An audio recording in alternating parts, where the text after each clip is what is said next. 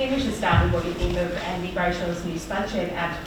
Yeah, no, it's a funny one to watch that. No, we like to bring it up, and Andy gets a bit embarrassed about doing that, and but no, it's good to have them on board as a sponsor, I suppose.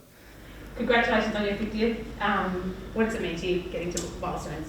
Yeah, I mean, sort of I haven't read into it too much. I mean, 50 games it's nothing too big really. I'm not really looking at it as anything bigger than a game that I play every weekend. So it's nice, but not resting my laurels on it. It's Dave's 37th birthday today. Can you see yourself getting to that point? 37 and still playing. I think I'd have to be going really well to be getting there. And what do you make of him being around for so long? Yeah, no, it's really good for our group. Good for the club to have someone of his calibre, his experience, and to still be playing his best footy at that age is really valuable to our group. The way he leads that midfield with his experience and that, it's something that our boys really value. How important players like him in turning around a loss to Sydney on the weekend quickly ahead of the game against Richmond? Yeah, it's not just Dave. I think it's up to everyone out on the field. I think we all weren't at our best. It wasn't just one or two blokes, 3 or 4 blokes. It was a collective effort, and it goes for the 23 that were named to play. So I think it's on all of us to turn it around. Jordan, when you were looking at coming home last year, if you'd been told you'd play every game and the team would be sitting top 4, I guess you would have been pretty happy with the way it's all turned out. Yeah, definitely. I certainly came back to Freo thinking that we're going to be pretty competitive, but to be in the top 4 as we speak and looking to try and hold on to that it's a pretty big effort from such a young group, and a group that's still got a lot to learn and a lot to improve on. And it looks like basically Justin had a role for you as soon as you got here, and you've just sort of fit right into it. Yeah, no, it's that's probably pretty accurate. I think from day one when I walked in, I sat down with Matthew Boyd and JL, and they sort of just said that I want you across half back. And I had a few things to work on, a few things to tidy up, so I got to work with Boydie and JL as well, and that's how I am where I am today. Your onside's at the top as well. Do you keep a bit of an eye about how they're going, and do you think about maybe there's a chance of a potential match up in the finals with your old teammates?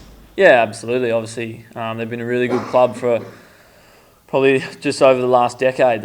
I've hardly missed the finals at all. I think once maybe, and I knew they were going to be really competitive, and they're flying along at the moment, and I hope so. I hope that we get the match up in the finals because we want to be playing the best teams.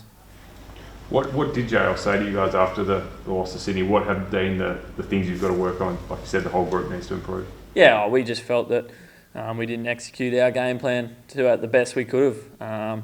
There's a few things that just weren't really us as such, and we're just looking to bounce back over this week. We got a short turnaround, obviously 6-day break between games, and we had a really good session last night and looked to make amends on some of those things. Do you prefer the short turnaround after a loss?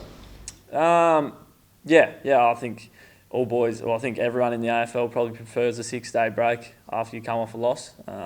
Just allows you to move on a bit quicker and focus on your next game. Alex Pearce trained last night and looks like he was moving pretty well. How important is he? Do you think he'll be named today? I'm not too sure whether he'll be named or not, but he moved pretty well. He's really important to us, obviously. Plays on the best key forward every week, and he's done a really good job this year. And I'm hoping that I get to run out with him on Friday. And how hard will it be if Alex gets named and Rory gets named as well? Griff was playing back last week. How hard is it to fit all those guys down back? Coxie, Griff, Lou Ryan, Pearce. That's such a squeeze at the moment. Yeah, you're right. It's a bit of a squeeze and probably is pretty hard, but thankfully I don't have to make those calls, so I go to bed sleeping pretty well at night. How was Rory at training yesterday? He wore the cap, didn't do any contact, but do you think he'll play this week? Speaking to him, he feels pretty good, but like I said, it's not my decision. It's not probably Lobby's decision. It's probably a collective group, medical team, coaches, who knows what it's got to take. But Lobby's seems really good. He feels good. he's upbeat, he's bringing his energy that he usually brings. So fingers crossed he gets out there. How do you see Richmond? They've had a bit of a mixed year. What have you done? What have you talked about when you've talked about them this week?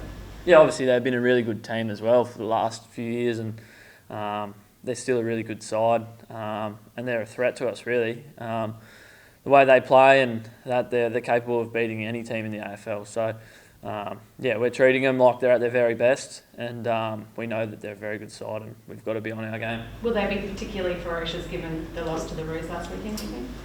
Oh, I think anyone coming off a loss is going to be particularly ferocious. So we're looking forward to hopefully getting Richmond at their best.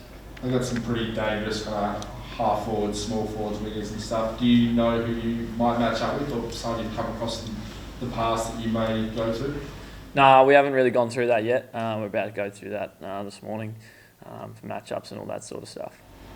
Have you had a look at the rest of the fixtures? Do you guys sort of have a figure of how many wins you need out of the next sort of 5 games to get a top 4 spot? Obviously we know there's a few games left, and I actually couldn't tell you the exact fixture if I'm honest. I don't even know who we're playing next week.